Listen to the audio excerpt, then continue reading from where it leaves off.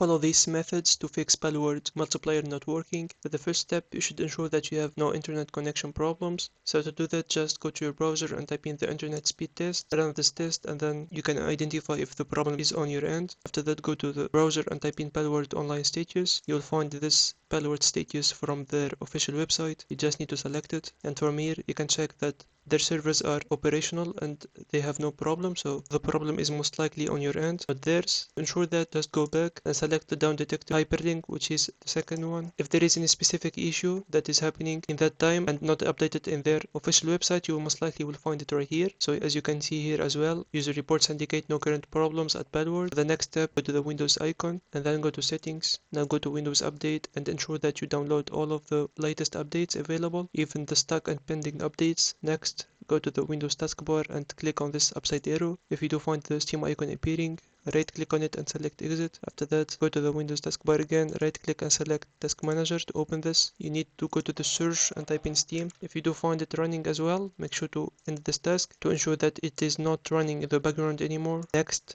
relaunch the launcher once again. Go to your library and select collections. Now select your Palworld game. After that, click properties. Select installed files and click verify integrity of game files. Any corrupted or missing file that might be responsible for the online server's connection will be automatically fixed. Just wait for the process to finish. If not, go to the search and type in view network connections.